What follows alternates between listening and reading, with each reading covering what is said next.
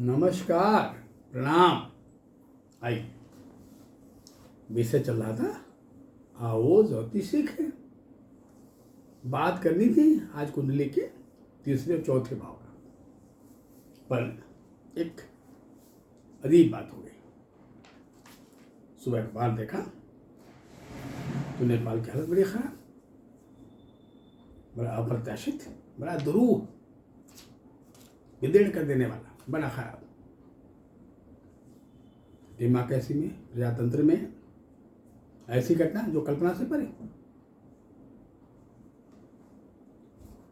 नेपाल की प्रजा एक बड़े उग्र आंदोलन में,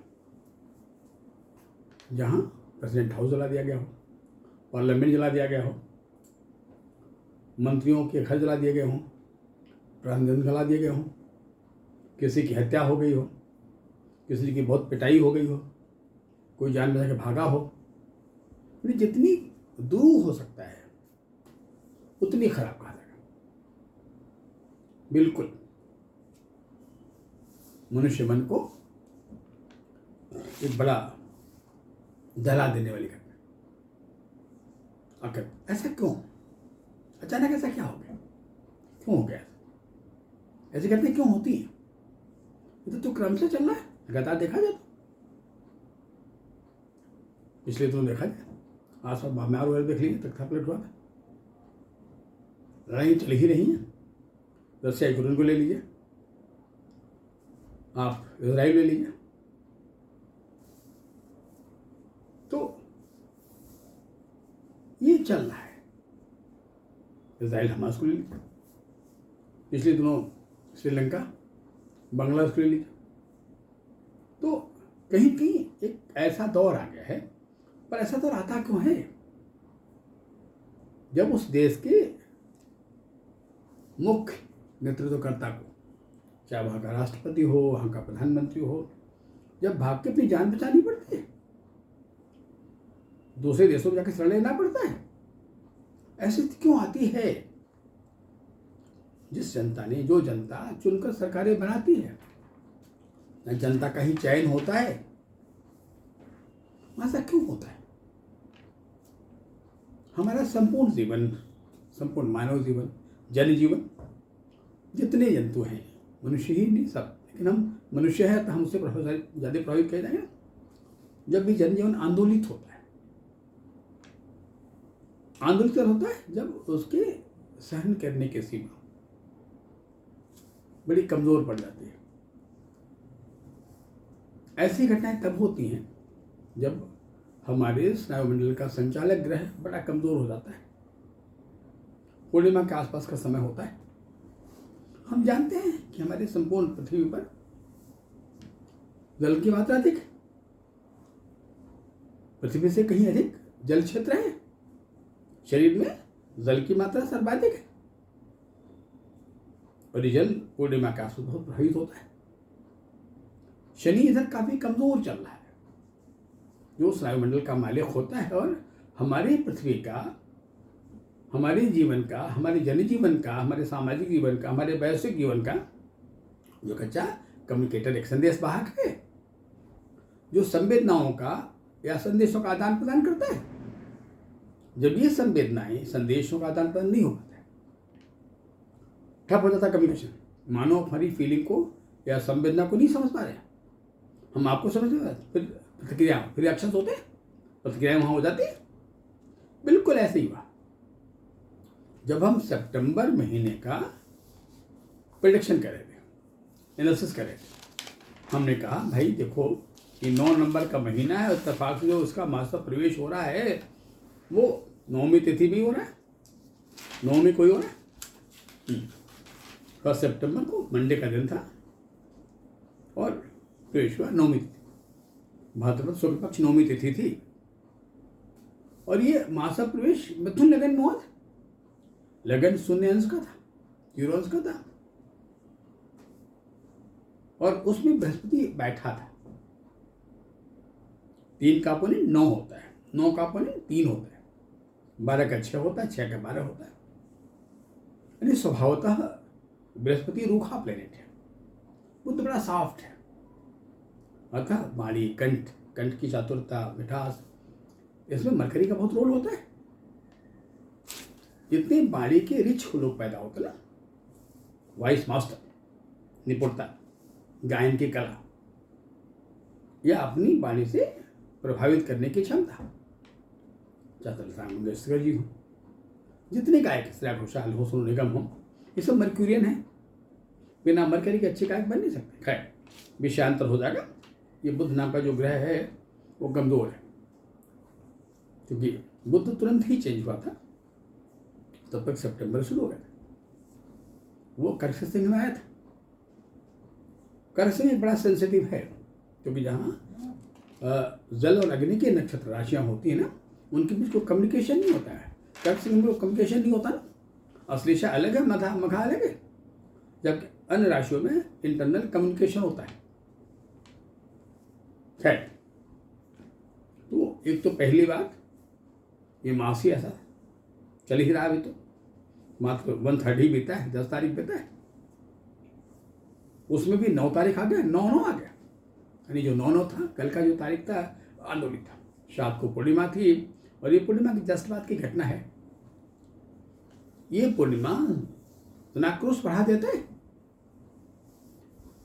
और जो बड़े संवेदनशील देश होते हैं, खासतौर इधर के इलाके हैं, भारत भी ऐसे ही है। हमारा भारत भी जो आज़ाद भारत है ना, ये इसकी आज़ादी भी 15 अगस्त यानी वर्षा ऋतु में हुई थी। पहाड़ के इलाके ठंडे होते हैं, जल प्रधान होते हैं, वर्षा प्रधान होते हैं, बड़े ठंडे होते हैं भाई, बड़े संवेदनशील होते हैं। संवेदना की एक बड़ी खासियत होती है, संवेदना जब पॉजिटिव इफेक्ट होता है तो बड़ा सम्मान देता है, लेकिन संवेदनाएं जब प्रतिक्रियात्मक होती हैं तो उल्टा होता है। Just reverse. कुछ ऐसी घटना नेपाल में घटी है, और शायद नेपाल के इतिहास में शायद ये पहली बार ऐसी घटना घटी हो, जहाँ जनाक्रोश इतना भीषण, इतना भयंकर, इतना विद्रूप अवस्था को प्राप्त कर लिया, जहाँ बहुत सारे नौजवानों की जान गंवानी पड़ी। तमाम पुराने वर्तमान राजनयिकों की बड़ी दुर्दशा हो गई, घर जला दिए गए, किसी की पत्नी को जला दिया गया। यानी बड़ा अफरा था, बड़ा खराब कहा जाएगा, दोनों कहा जाएगा, और ये जनमानस को प्रभावित करने वाला कहा जाएगा, क्योंकि जो प्रभाव होता है उसका असर आसपास में पड़ता है।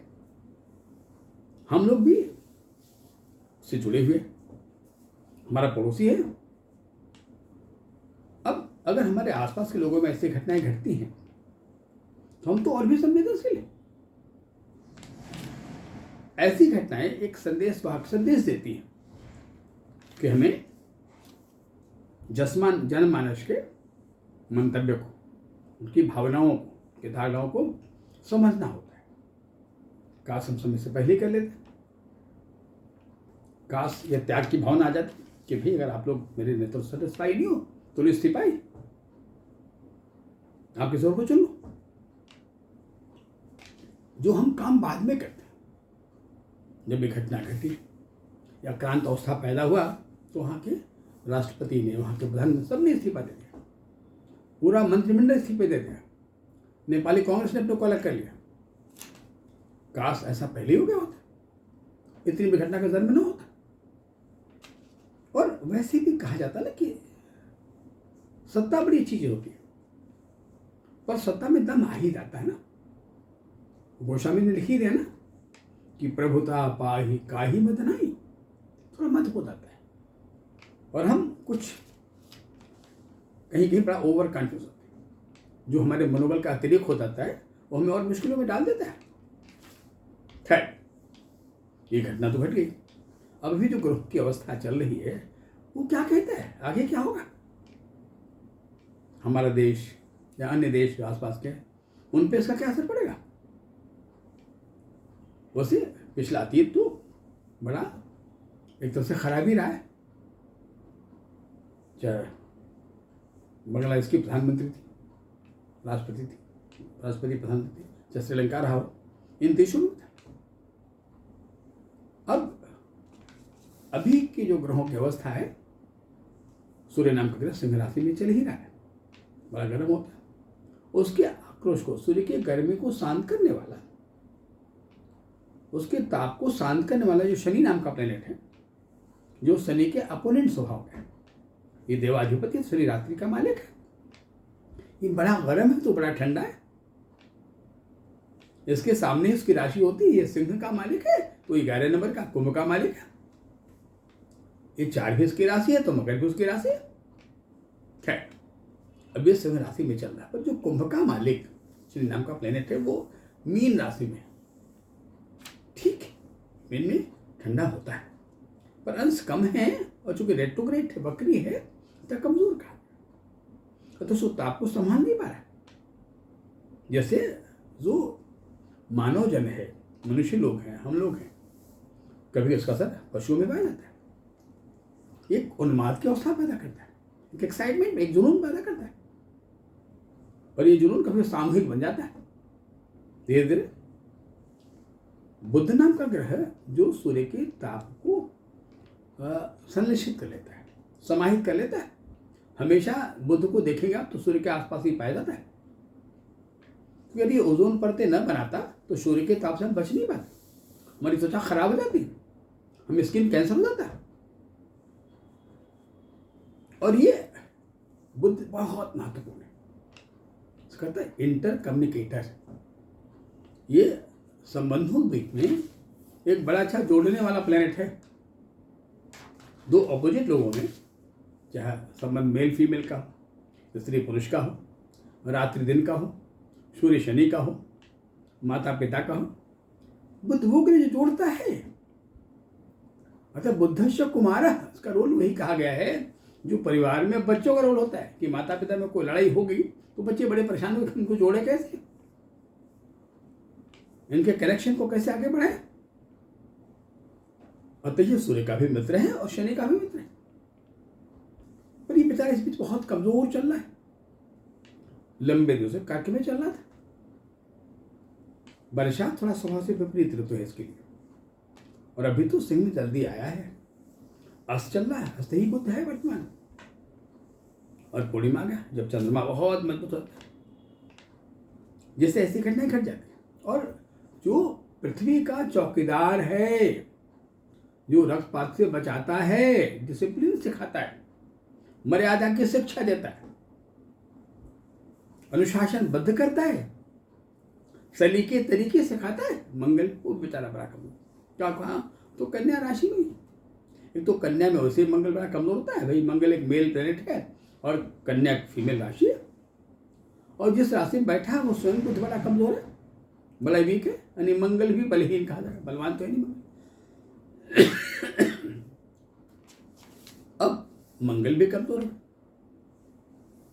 शनि दूर बैठ गया, उसके सिर बहुत दूर है, वो मीन में बैठा है। मीन का अधिपति जो बृहस्पति नाम का प्लेनेट है वो लगन में बैठ गया, तो बृहस्पति का अतिरेक बढ़ गया। बृहस्पति ये बहुत अच्छा प्लेनेट है, और बृहस्पति में खराबी है ना कि ये से कहता है ना एक इगोइस्ट प्लेनेट, या ये कहता है ना कि भाई ये अपने समक्ष दूसरे को बुद्धिमान मानने को तैयार ही नहीं होता है, मैं ही आई एम राइट, मैं सही हूं। इसका पैरेलल जो आचार्य होता है शुक्र, वो कर्क में, शुक्र कर्क में कमजोर होता है, तो कहीं संवेदना का ह्रास होता ना, और संबंधों में अपनी वाली का अतिरेक हो जाना। मानो अगर हम किसी पर नाराज हो, आक्रोशित हो गए, हमने दूसरे की फीलिंग को नहीं समझा, हमने अनुशासन का पालन नहीं किया, हमें अतिरेकता बढ़ गई, बड़े अग्रेसिव हो गया, एक उन्माद की अवस्था ऐसी होती है। इन ग्रहों के नाते एक ऐसा समय चल रहा है, सितंबर का महीना निश्चित तौर पर एक ऐसा महीना है जिस पूरे महीने को जनमानस के बीच, संसार के बीच, लोगों के बीच बड़ा भयपूर्ण कहा जाए, बड़ा तनाव, बड़ा असुरक्षित कहा जाए। खैर, अभी चर्चाएं और भी हैं, अगले एपिसोड में और भी बातें करेंगे। फिलहाल भगवान से प्रार्थना करें कि नेपाल में शांति है और आक्रांत घटनाएं न हों, क्योंकि इनकी रिकवरी बहुत मुश्किल हो जाती। वैसे तो 1-2 दिन लग जाएगा शांत होने में, कल चतुर्थी तिथि है, परसों पंचमी हो जाए। इसका मतलब 12 तारीख तक थोड़ा इसका अग्रेशन रहेगा, फिर कम हो जाएगा धीरे धीरे। तो शनि और चंद्रमा जब एक साथ होता, 9 तारीख को शनि चंद्रमा एक साथ थे, तो दोनों सेम नक्षत्र में, वो भी उत्तरा भाद्रपद, वो भी उत्तरा भाद्रपद। अभी तो दोनों एक साथ ही हैं भाई मीन राशि में, पर चंद्रमा नाम का ग्रह आगे बढ़ के रेवती में चला गया है और शनि उत्तरा भाद्रपद में है। तो कल शाम, कल की रात, कल ज़्यादा खराब आज की तुलना में। आज तो कुछ गनीमत कहा जाएगा, फिर कम होते होते कल कुछ और कम हो जाएगा, पर 1-2 दिन लग जाएगा इसको एक शांत होने, रिकवरी तो खैर काफ़ी टाइम लग जाएगा। आइए, तो हम और भी बातें करेंगे अगले एपिसोड में। तब तक के लिए प्रणाम, नमस्कार।